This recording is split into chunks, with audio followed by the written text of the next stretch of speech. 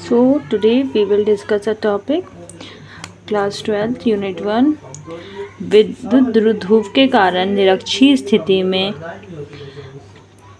विद्युत क्षेत्र की तीव्रता ज्ञात कीजिए। इसमें जिस पॉइंट पे विद्युत क्षेत्र की तीव्रता ज्ञात करनी है वो निरक्ष पे है, वर्टिकल है, ये सीधा पॉइंट है। यहाँ इसमें विद्युत द्रुध्रुव से समान दूरी पर एक पॉइंट है, ठीक है। सो वे बिंदु जिस पर विद्युत क्षेत्र की तीव्रता ज्ञात करनी है वह बिंदु निरक्ष पर होता है तो उसे निरक्षीय स्थिति कहते हैं। माना ए बी एक विद्युत द्विध्रुव है, प्लस क्यू माइनस क्यू आवेश है, इनके बीच की दूरी 2L है और इनका मध्य बिंदु O है जिससे R दूरी पर यहाँ से यहाँ तक की दूरी R है। इस R दूरी पर एक बिंदु P है जिस पर हमें विद्युत क्षेत्र की तीव्रता ज्ञात करनी है। सो हमने लास्ट क्लास जो इससे पहले वाली क्लास थी उसमें हमने अक्षीय स्थिति पढ़ा था, अब हम निरक्षीय स्थिति पढ़ रहे हैं। ओके, सो और इनके बीच में पराविद्युतांक माध्यम के उपस्थित है। आवेश A के कारण बिंदु P पर विद्युत क्षेत्र की तीव्रता, सो A बिंदु के कारण हम वही फॉर्मूला लगाएंगे। विद्युत क्षेत्र की तीव्रता का हमने फॉर्मूला याद करा था कल भी, 1/4πε0 Q/R²। So E1 equal to 1/4πε0 R की जगह पे हम दूरी लिखेंगे। सो यहाँ इस डायग्राम में हम देखते हैं दूरी यहाँ से AP, दूरी A बिंदु से P की दूरी AP है, सो हम लिखेंगे AP²। फिर बिंदु B के कारण P पर विद्युत क्षेत्र की तीव्रता E2 1/4πε0 K परावैद्युतांक Q/ दूरी BP है, इसमें BP²। अब ये दोनों दूरियां जो हैं ये दोनों सेम है, ये दोनों बराबर है। सो AP इक्वल टू BP, इसीलिए E1 जो विद्युत क्षेत्र की तीव्रता है E1 E2 इक्वल होंगे। अब परिणामी जो तीव्रता है वो E equal to E1 cos theta plus E2 cos theta होगी।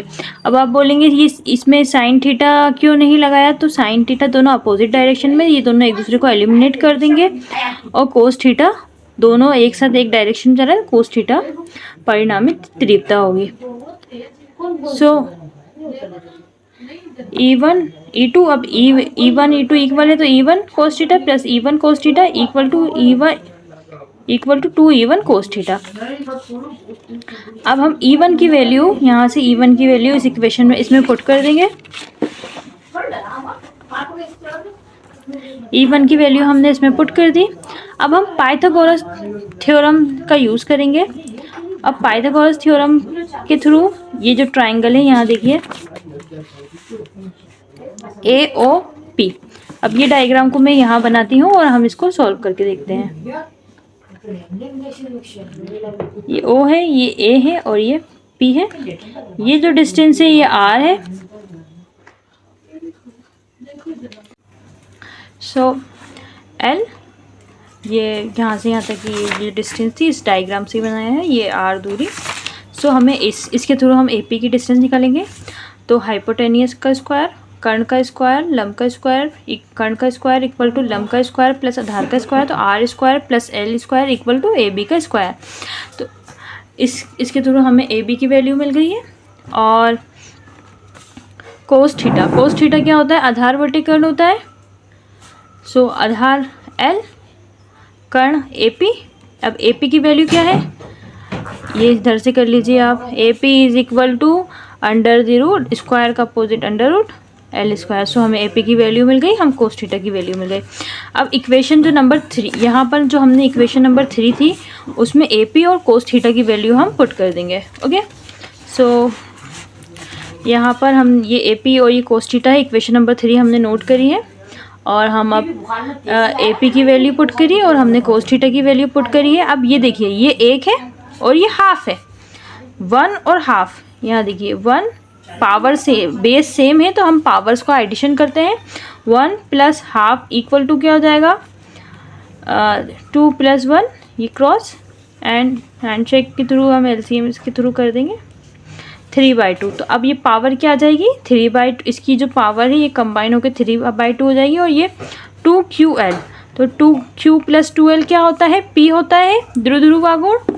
इसकी जगह पे हम P रखेंगे। यहाँ देखिए E = 1/4 पाई एप्सिलॉन 0 के P और ये पावर हो गई 3/2। अब हमने लास्ट की क्लास में भी पढ़ा था, जो L है, ये जो L है ये बहुत छोटा है R से। सो इसको हम 0 के इक्वल सपोज करेंगे। सो L की जगह पे हम जब 0 पुट करेंगे तो ये 2 और 3/2, तो इससे ये कट हो जाएगा लाइक दिस। देखिए सी। सो यहाँ पर ये बचेगा 3 और सो न्यूटन पर कूलम। अब हमें सपोज कर रहा जो K है वो 0, K = 1 है, तो K की जगह 1 आ जाएगा। तो आंसर आ जाएगा हमारा 1/4 पाई एप्सिलॉन 0 P/R³ न्यूटन पर कूलम।